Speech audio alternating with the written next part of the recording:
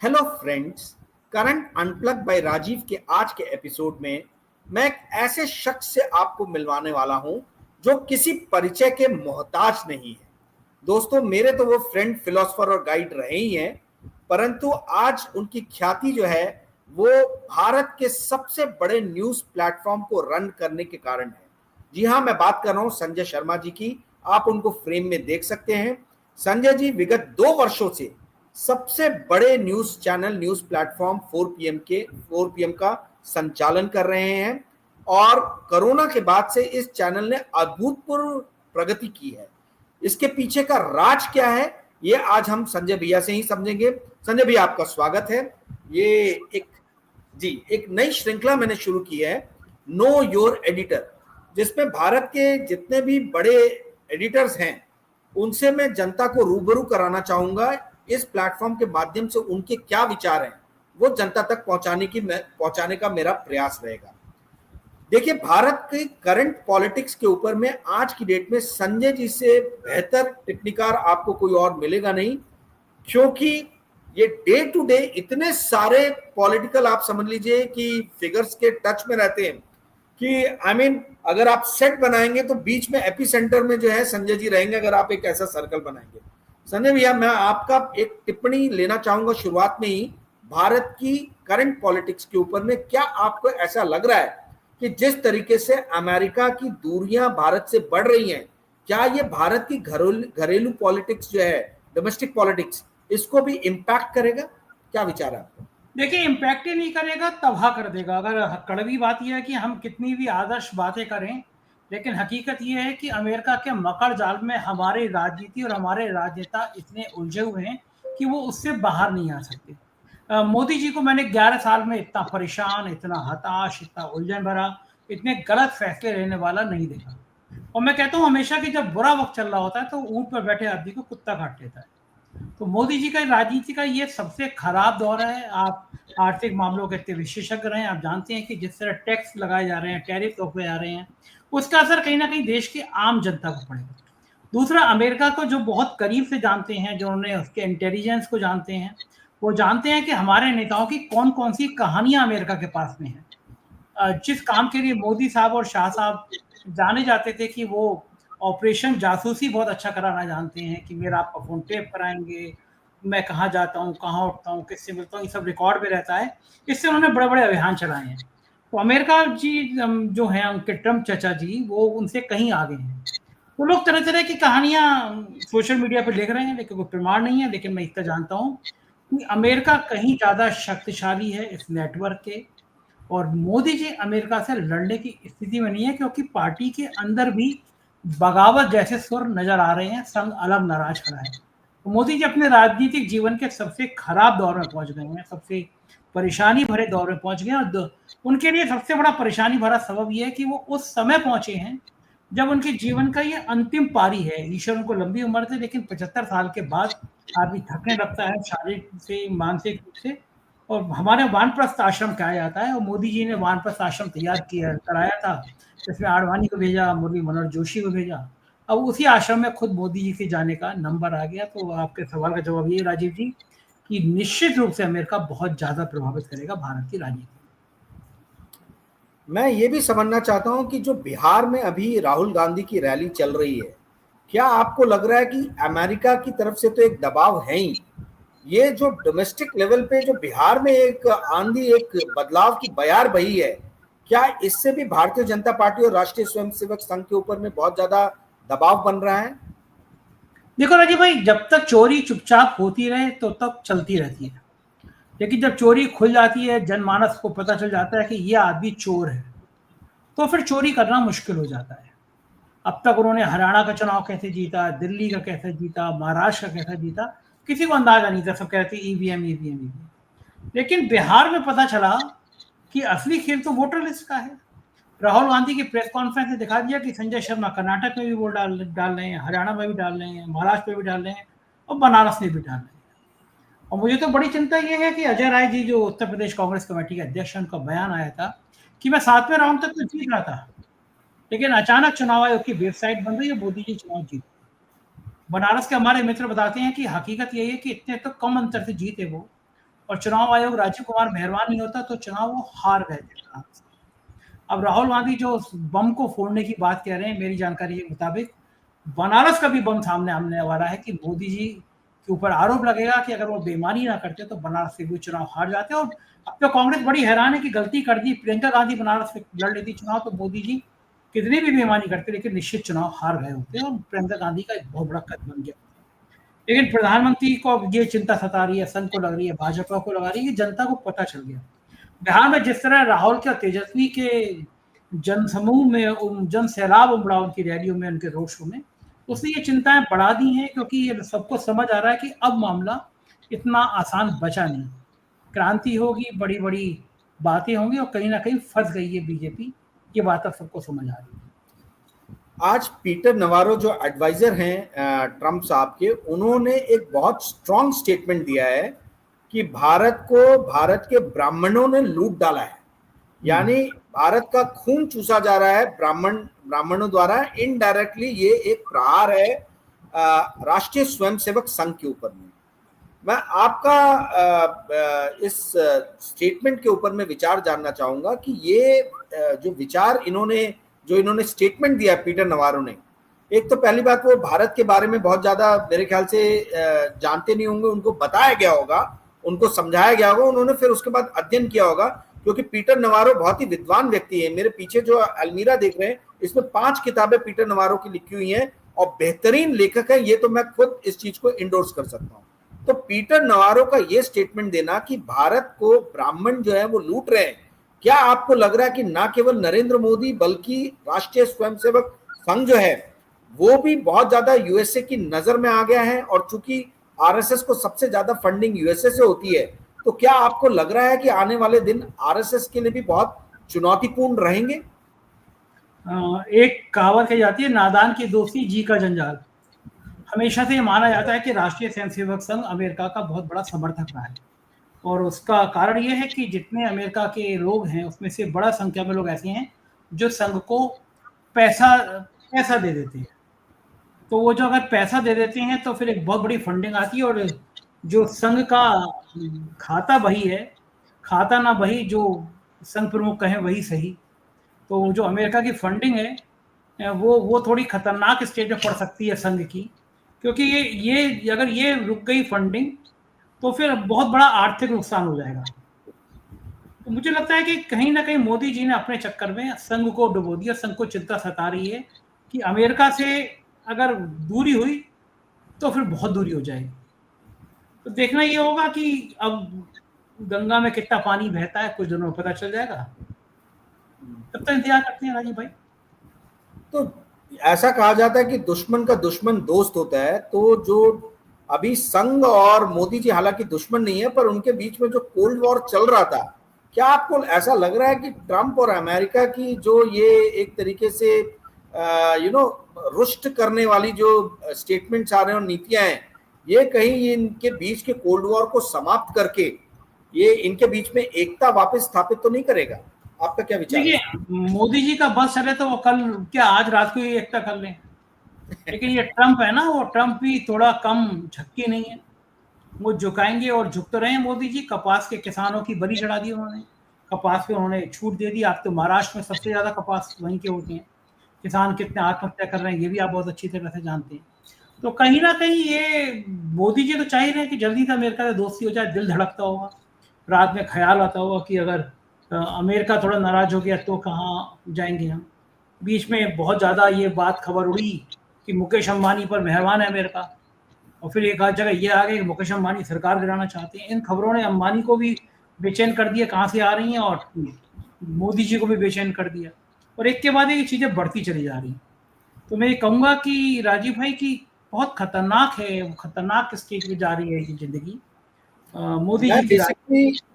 मैं basically RSS और मोदी जी के बीच का कोल्ड वॉर खत्म हो जाए इस कारण, उसके ऊपर मैं सवाल पूछ रहा था कि ऐसा हो सकता है? मैं उस पर भी आ रहा हूँ कि ट्रंप से तो वो चाहेंगे कि कल खत्म हो जाए, लेकिन संघ को वो एक लाइन भूल ही नहीं है। संघ में की फिलॉसफी है कि व्यक्ति बड़ा नहीं होता, संगठन बड़ा होता है।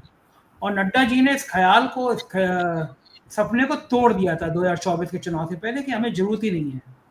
हमें इसलिए जरूरत नहीं है कि हम तो बहुत ताकतवर में हो गए हैं और कोई जरूरत ही नहीं है, हम कुछ कर लेंगे। तो संघ को लगा कि ये तो अब तक का सबसे खराब खराब सीन है कि संघ को सीधे चुनौती दे दी गई इस तरह। तो अगर ये चुनौती दी गई है तो अब उसको संघ स्वीकार करेगा और फिर संघ जड़ से मिटाने की बात करता है। तो फिर वो उसकी तैयारी शुरू हुई होगी। मोदी जी को भी पता ही है कि संघ में वो भी रहे हैं कि संघ कितना खतरनाक संगठन है। तो अब विदाई की बेला है, तो रिटायरमेंट से पहले विदाई कब संघ कराता है उसका इंतजार मुझे भी है और आपके पड़ोसी गडकरी को भी है। अच्छा, एक सवाल पूछना चाहूंगा। हालांकि हम लोग के बीच में काफी बार वार्तालाप हुई है, पर इस बार थोड़ा सा अलग है। मैं सवाल पूछ रहा हूं, आप जवाब दे रहे हैं। जो यूजुअल ट्रेंड है उससे अलग है। मेज के इस तरफ मैं हूं, मेज के उस तरफ आप हैं। तो मुझे ये समझना है आपसे कि यदि मान लीजिए कि मोदी जी जाते हैं, तो आपको, आपके हिसाब से, जो आपकी राजनीतिक समझ है या जो भी इंफॉर्मेशन है, उसके हिसाब से 3 बेस्ट प्रोबेबल कैंडिडेट्स पीएम के बीजेपी के पास में कौन से हैं? पहला गडकरी, दूसरा राजनाथ सिंह, तीसरा मैं। तीसरे के मजाक ले रहा हूँ, लेकिन पहला गडकरी जो संघ को पसंद है, जो विपक्ष को पसंद है। राजनाथ सिंह हर एक के चाहते हैं, पूरे विपक्ष के चाहते हैं। शिवराज सिंह चौहान संघ की प्रमुख पसंद हो सकती हैं, लेकिन इन 3 के नाम के अलावा शायद चौथा व्यक्ति नहीं होगा जो देश के प्रधानमंत्री पद की रेस में हो। एक ये भी विचार समझना चाहता हूं कि भारत समाज अलग अलग विभिन्न वर्गों में बटा हुआ देश है। संघ ने एक प्रयोग किया और उस प्रयोग के अंदर में जो पहले माना जाता था, समझा जाता था कि भारत एक इतना ज्यादा इसमें वैरायटीज है कि समाज को एक साथ लेके आना थोड़ा कठिन है। भाषा से लेके, जात पात से लेके, तो बोली से लेके, खान पान से लेके, हर चीज में विविधता ही विविधता है। तो आपको लग रहा है कि ये जो संघ का फॉर्मूला 1925 में जो चला, वो फॉर्मूला एक सक्सेसफुल हुआ? 100 साल बाद आज हम देख रहे हैं कि कुछ नहीं तो 1/3 भारत जो है वो संघ की छत्र छाया में भारतीय जनता पार्टी को सपोर्ट कर रहा है। बीजेपी, हम जानते हैं कि बीजेपी संघ का ही पॉलिटिकल आउटफिट है। भले कितना भी कहा जाए कि ये सांस्कृतिक मंच है, परंतु आप भी जानते हैं, मैं भी जानता हूं कि ये आउटफिट है संघ का।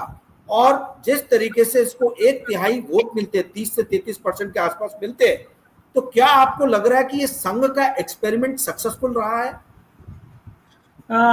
मुझे बड़ा इस मामले में बड़ा कंफ्यूजन है ये कहने के लिए कि संघ ने जाति दीवार तोड़ दी, धर्म दीवार तोड़ दी। आपका कहने मतलब है कि सबको समाज के लिए खिचड़ी भोज होता था कि वो दलितों की उसमें जाके सहभोज करते थे, दलितों वाले उसमें जाके।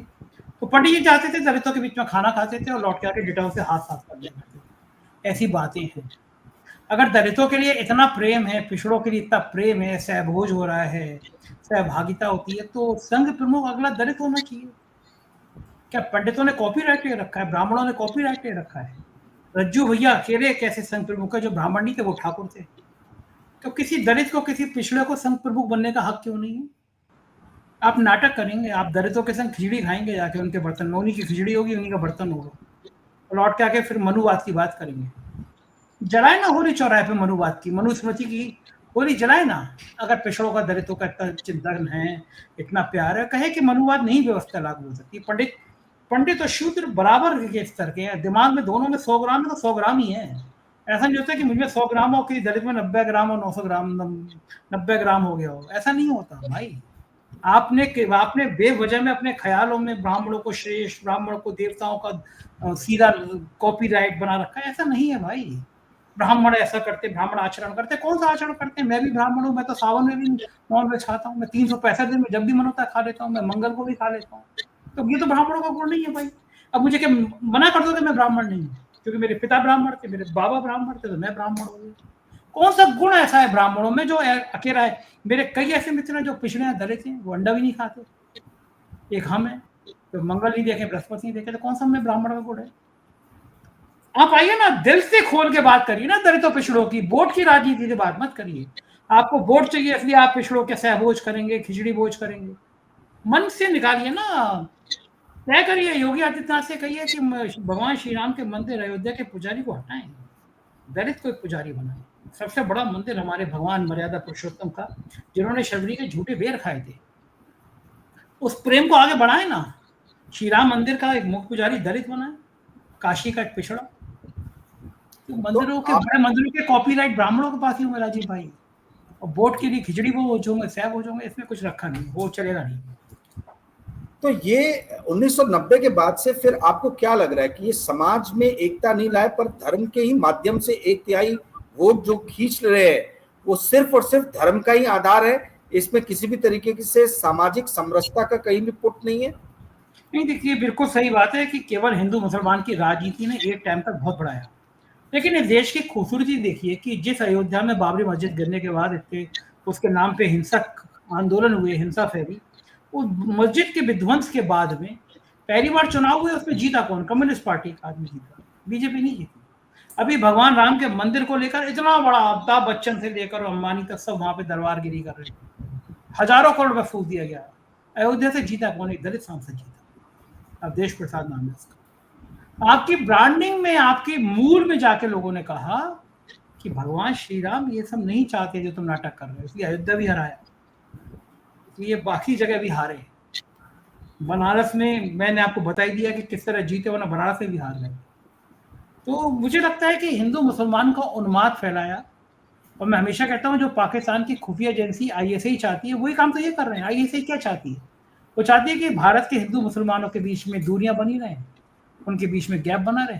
वही भाई लोग चाह रहे हैं, वही हिंदू मुसलमान के बीच में दूरी बना रहे हैं। लेकिन अब समझ आ गया लोगों को, ये जो अब की बार 400 पार का नारा दे रहे थे भाई लोग, वो अल्पमत में आ गए। बिना नायडू के, बिना नीतीश के सरकार नहीं चला पा रहे हैं।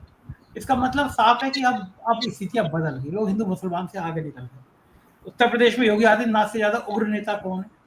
लेकिन बीजेपी बुरी तरह पिटी, राहुल और अखिलेश ने कहीं का मुंह दिखाने लायक नहीं छोड़ा। तो लोगों को लग गया कि अब ये जो है ना, ये पीडीए जो है ना, पिछड़ा दलित अल्पसंख्यक, ये ज्यादा मजबूत है। अगर पिछड़े एकजुट हो गए, पिछड़े एक साथ हो गए, बैंड वापसी। एक सवाल मैं सोशल मीडिया रिलेटेड पूछूंगा, क्योंकि कई लोग मुझसे भी ये सवाल पूछते हैं। ये न्यूज जो रहती है वीडियोस में वो अलग रहती है और थंबनेल एकदम ही अलग रहता है। तो ये चटकीले मटकीले थंबनेल बनाने का जो एक प्रचलन चल गया है, ये क्या आपको लग रहा है कि ये एक तरीके से विश्वसनीयता को कम करने या उसको चैलेंज करने में या विश्वसनीयता को कायम करने में एक तरीके से बाधक साबित हो रहा है? आपको ऐसा लगता है कि ये जरूरी है दर्शकों को अपनी तरफ आकर्षित करने के लिए? देखिए, अगर दर्शकों को लगेगा कि जो थंबनेल है ये ऐसी इस चैनल पे गलत लगते हैं, अंदर कुछ नहीं होता, तो उस चैनल को देखेंगे नहीं। क्यों देखेंगे उस चैनल को? पता चल जाएगा ना कि कौन आदमी टिकी लगा रहा है। मैं आपको एक छोटा सा उदाहरण बताता हूँ। जब अमेरिका गए थे प्रधानमंत्री जी, तो मैं देख रहा था आज तक चैनल, उस पर लिखा हुआ था कुछ कुछ भाव ये था कि अमेरिका गए प्रधानमंत्री, कांप गया अमेरिका। मैंने उसके नीचे, उस वीडियो के नीचे व्यू देखे, व्यू थे 700 कुछ। फिर मैंने एबीपी लगाया, उसमें लगा कि अमेरिका के मोदी के पैर करते ही अमेरिका के संग चीन में हड़कंप, अमेरिका में बल्ले बल्ले, इस तरह का भाव था। व्यू तो 300 कुछ। ऐसे मैंने अलग अलग चैनल देखे। मैं हैरान कि इनके तो नौकरी भी इससे ज्यादा लोग करते हैं, तो इनके लोग ही इनको नहीं देख रहे, जनता तो छोड़ दीजिए। और उसी समय मैंने एक वीडियो बोला कि अमेरिका में गए मोदी का सच, भारतीयों ने किया विरोध। हमने वीडियो लगाया भारत के जो लोग विरोध कर रहे थे वहां पे, जहाँ पे वो बात कर रहे थे कि भारत में सांप्रदायिकता बढ़ रही है, आवाज बंद की जा रही है। जहाँ पे आज तक जैसे चैनल के शायद 700 750 व्यूज थे, जहां तक मुझे याद आ रहा है। उस वीडियो को हमारे 6.5-7 लाख लोगों ने देख लिया 24 घंटे में। तो फिर वो जो है, आप किसकी बात करेंगे? हम देश में पिछले 28 दिनों में हमें 32 करोड़ से ज्यादा व्यू आ चुके हैं। एक दिन में 1.25 करोड़ से ज्यादा व्यू आ रहे हैं। तो अगर कोई ये सोचे कि हमारा थंबनेल थोड़ा सा टिकी है या कुछ है, तो हमारे व्यूज आ जाएंगे। आदमी कह रहे हैं तो बेकार थंबनेल लगाते हैं, अंदर कुछ नहीं होता। सवाल ये है आपकी विश्वसनीयता का, आप जो बोल रहे हैं ना, थंबनेल से ज्यादा ये है कि अंदर वीडियो में जो बोल रहे हैं वो फर्जी है, सच है। फॉरक्यूम क्यों इतना बड़ा ब्रांड बन गया है अचानक यूपी में बैठ के? हम जब 2 साल से देश में नंबर 1 लगातार आ रहे हैं व्यूअरशिप में, क्योंकि लोगों ने भरोसा किया कि यार ये चैनल है कि जब पहलगांव में हमला होगा, 16 पाकिस्तान के चैनल बंद और देश में अकेला 4PM। यानी सरकार को सबसे ज्यादा आंखों में किरकिरी बनाया तो 4PM। मेरे ऊपर जितनी जांचें हुई उतनी देश के किसी पत्रकार पे नहीं हुई। EOW, income tax, ED office पे हमला, मानदा खत्म, मकान छीन लिया, क्या क्या नहीं हुआ मेरे साथ। क्यों? अगर मेरा चैनल थोड़ा छोटा होता, मेरा चैनल पॉपुलर नहीं होता, तो मुझ पे भी नहीं करते कुछ भी। लेकिन मेरी आवाज़ दबा नहीं पा रहे, करोड़ों रुपए के प्रलोभन में मैं नहीं आ रहा, मैं सच बोल रहा हूँ। तो तरह-तरह की कहानियाँ, और मुझे बड़ा मज़ा आता है अपनी ये कहानी सुन के। मैं चाहता हूँ कि आप मेरे बारे में और कहानियाँ बनाएँ। जिस महीने में मेरे लिए कहानी कम बनती है, उसमें थोड़ी व्यूअरशिप बनती है। जिस महीने में कहानियाँ बनती हैं ज़्यादा, उस महीने में व्यूअरशिप बढ़ती है। इंदिरा गांधी जब चली गई थी इमरजेंसी जेल में, कोई उनकी बात नहीं करता, तो उन्होंने एक लाइन कही थी, जो मेरे लिए बड़ा आइडियल बात है। आप प्रशंसा करिए या निंदा करिए, लेकिन मेरी चर्चा करिए। तो मुझे कोई ज़रूरत पड़ती नहीं कि मुझे किसी से कहना पड़े। चर्चाएँ सब होती रहती हैं, सब प्यार करते हैं, इसलिए चर्चा ज़्यादा करते हैं। और आप जैसे लोग आते हैं तो और चर्चाएँ होती रहती हैं। तो बढ़िया है ना, इसी तरह ज़िंदगी चलती रहे बस। एक सवाल जो काफी मित्र मेरे पत्रकारिता के मुझसे पूछते हैं वो ये है कि YouTube पे जो व्यूअरशिप आई है बेसिकली वो खिन्न होके आई है, जो प्रिंट मीडिया और टेलीविजन मीडिया जो सरकारी एजेंसी बन गए और सरकारी एजेंसी के रूप में कार्य करने लगे, नरेंद्र मोदी स्तुति और चरण वंदना में जो लग गए, उसके विरोध में ये जनमानस का एक उठा हुआ आंदोलन है, विद्रोह है, जिससे यूट्यूब जो है वो यूट्यूब के न्यूज प्लेटफॉर्म फले फूले हैं। तो अगर ये मोदी जी और भाजपा नहीं रहेगी और जैसा राहुल गांधी और विपक्षी पार्टियां कह रही हैं कि हम आएंगे तो हम मीडिया को कंप्लीटली स्वतंत्र छोड़ देंगे, तो क्या आपको लग रहा है कि मोदी जी का जाना या भाजपा सरकार का जाना यूट्यूब के न्यूज प्लेटफॉर्म्स के लिए बहुत बड़ा नेगेटिव न्यूज होगा? देखिए, निंदक नियरे राखिए आंगन कुटी छवाए। हम 2014 से पहले, हमारी कई लोग मुझसे सवाल पूछते हैं, मैं कहता हूँ कि फेसबुक उठा के देखिए, हम ऐसे ही बातें जो थी वो कांग्रेस के खिलाफ करते थे। हम ये बात कहते हैं कि लोग कहते हैं आप अखिलेश यादव की थोड़ी तारीफ कर देते हैं। हम कहते हैं कि जब तक उनकी सरकार रही, तो आप उठा के देख लीजिए, समाजवादी पार्टी के खिलाफ सबसे ज्यादा लिखने वाला पर 4PM था। और आज आपके मंच से कह रहा हूँ कि सरकार बदल गई, इंडिया गठबंधन की आ गई, तो सरकार की भी सबसे बड़ी आलोचना करने वाला 4PM ही होगा। क्योंकि हमें सिखाया गया कि सत्ता की चाकरी नहीं करनी, सत्ता की आंखों में आंखें डालकर सवाल पूछने हैं, जनता के संग खड़े रहना है। तो हम जो हैं वो जनता के संग खड़े रहने वाले पत्रकारों में यही पहचान है कि इस्टेब्लिशमेंट के खिलाफ बोलेंगे, सच बोलेंगे, सरकार से सवाल करेंगे, सरकार किसी की भी हो। पल भर को भी मैं बेजमीर हो जाता, पल भर को भी मैं बेजमीर हो जाता, ना जाने कब का वजीर हो जाता। तो मैं बेजमीर होना नहीं चाहता। मजा आता है मुझे आंखों में आंखें डाल के, आप चैनल बंद करो, प्रतिबंध लगाओ, मैं सब झेल लेती है, सब कर लूंगा, कोई समस्या नहीं। नहीं, पर मेरा जो सवाल था वो ये था कि क्या भाजपा सरकार जाने के बाद में या मोदी जी के जाने के बाद में आपको लगता है कि यूट्यूब की व्यूअरशिप कम हो सकती है न्यूज प्लेटफॉर्म की? नहीं, बिल्कुल बिल्कुल भी कम नहीं होगी, मैं मानने को तैयार नहीं हूँ। जनता हमेशा, जनता हर हालत में हमेशा सच सुनना चाहती है, सरकार की गलती सुनना चाहती है। पत्रकार का काम सत्ता की चाकरी करना नहीं होता, पत्रकार का काम सरकार की आंख में आंख डाल के सवाल पूछना होता है। तो जो चैनल राहुल गांधी से सवाल पूछेंगे वो चलते रहेंगे, जो चैनल ये लग जाएंगे राहुल गांधी भगवान विष्णु का अवतार है जैसे मोदी जी को कहते हैं, वो बंद हो जाएंगे। हम तो कम से कम सवाल पूछेंगे, हम तो वादा करते हैं हम सवाल पूछेंगे। अच्छा, संजय शर्मा को रोज लोग देखते हैं यूट्यूब पे, पर कोई बहुत ज्यादा जानता नहीं कि संजय शर्मा जी 4PM के अलावा जो है इनकी रुचियां क्या है, इनका बैकग्राउंड क्या है, ये कैसे पत्रकारिता में आए, 4PM का उदय कैसे हुआ, थोड़ा सा संक्षेप में यदि आप बता सकें तो ये बहुत अच्छा होगा दर्शकों के लिए।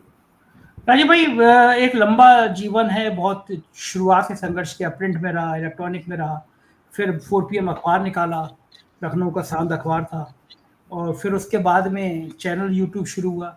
मुझे एक बार जब एनडीटीवी ने बुला के मेरे ऊपर शो किया कि आप लगातार नंबर 1 कैसे हो, तो मैंने उनसे कहा कि मैं धन्यवाद अदा करना चाहूँगा उत्तर प्रदेश के मुख्यमंत्री योगी आदित्यनाथ का, अवनीश अवस्थी जो उनके सलाहकार है उनका, अमिताभ एसटीएफ के चीफ है। ये लोग मेरे ऊपर इतना मुझे परेशान नहीं करते, मेरी जांचें नहीं करते, हमला नहीं कराते, तो पूरा देश मुझे जानते ही नहीं। आप जितना कराओ, पहलगांव वाले हमले में चैनल बंद हुआ, रवीश जी से लेकर देश का कोई बड़ा ऐसा यूट्यूबर नहीं था जिसने आधे घंटे का प्रोग्राम नहीं लगाया।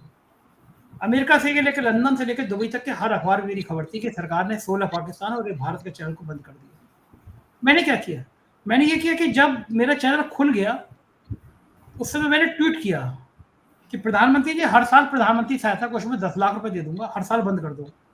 क्योंकि 25-30 करोड़ रुपए भी खर्च करता तब भी इतनी पब्लिसिटी नहीं होती मेरी, इतनी पब्लिसिटी हो गई। और बात रुचि की रही राजीव भाई, मेरी एक ही रुचि है कि मैं सुबह से उठता हूँ रात तक हंसता कैसे रहूँ, खुश कैसे रहूँ। और मैं बड़ा ईश्वर का मैं मेहरबान शुक्रिया अदा करता हूँ चैनल बंद हो जाए, हमला हो जाए, कुछ भी हो जाए, मैं हमेशा हँसता रहता हूँ, हमेशा मस्त रहता हूँ। आपने तो देखा है मेरा फंक्शन, आपने मुझे कभी उदास भी नहीं देखा होगा, कभी दुखी भी नहीं देखा होगा। मैं ज़िंदगी का साथ निभाता चला गया, हर फ़िक्र को धुएँ उड़ाता चला गया। सिगरेट नहीं पीता हूँ, लेकिन फ़िक्र को धुएँ उड़ा देता हूँ। अच्छा, एक चीज में बहुत लोगों का रुझान है कि भारत में अलग-अलग तरीके की जो है वो भारत में क्या विश्व भर में फिलॉसफी है, कैपिटलिज्म है, साम्यवाद है, समाजवाद है, वैज्ञानिक मानवतावाद है, अलग-अलग नेहरूवाद है, अंबेडकरवादी है। मैं ये समझना चाहता हूँ कि संजय शर्मा जी की फिलॉसफी क्या है, कौन सी फिलॉसफी से ये सबसे ज्यादा प्रभावित रहे? मेरी फ़िलॉसफ़ी है कि हर इंसान को बराबर का हक मिले, हर इंसान का सम्मान हो, हर इंसान का मान हो। कोई इंसान दुनिया में कहीं भूखा ना सोए। मैं रजनीश को बहुत सुनता हूँ, वो शो को बहुत सुना है। मुझे लगता है ये सीमाएँ जो हैं धर्म की, जाति की, देश की, ये सब बहुत बेकार हैं। ये इंसान को बाँटती हैं। तो मेरे को बस इंसान का वजूद बना रहे, मेरी सबसे बड़ी फ़िलॉसफ़ी यही है। इसमें मैं यकीन करता हूँ, कोई छोटा, बड़ा, धर्म, मज़हब मेरे लिए मायने नहीं रखता। मैं सबको बराबर प्यार करता हूँ। मेरे दिमाग में, मेरे ज़हन में भी कभी नहीं आ सकता कि ये इस जाति का है, ये धर्म का है, मैं नहीं, मेरे परिवार में भी नहीं आ सकता। तेरे लिए सब बराबर हैं। तो मैं चाहता हूँ कि ये सिद्धांत बना रहे। मैं सर्वेश्वर दयाल सक्सेना की 2 लाइनें बहुत पसंद थी मुझे। वो जंगल को इसलिए प्यार करता था क्योंकि उसको बाड़े से घेरा ना जा सका। मैं अपनी ज़िंदगी को बहुत खुले पंछी की तरह रखना चाहता हूँ, कोई बाड़ा मेरे ऊपर लागू होता नहीं, कभी लागू होने नहीं दिया मैंने। इतनी मस्ती मुझे भगवान करने का मौका देता है तो मैं सब करता हूँ। मुझसे कई लोग कहते हैं यार तुम थोड़े गंभीर रहा करो, जैकेट पहन के आओ, कोट पहन के आओ। आज तो मेरा बटन बंद है, शरीफों की तरह आपके आए हूँ, वरना ये बटन भी मेरा खुला रहता है। तो लोग कहते संपादक हो। मैं कहता हूँ मेरा दर्शक मुझे इसी रूप में स्वीकार करता है। वो मुझे कहीं डांस करते हुए भी देखता है, मुझे कहीं गाने देखते हुए बना देख देता है, कहीं मुझे पार्टी करते हुए दिखता है। लोग कहते हैं तुम इस तरह का फ़ोटो मत डाला करो, रवि गंभीर वाला रहा। मैं कहता हूँ कि यार मुझे कोई कैट वॉक करना है क्या? मुझे अपने दर्शकों को झूठा साबित करना है क्या? मैं उनको धोखा देना है क्या?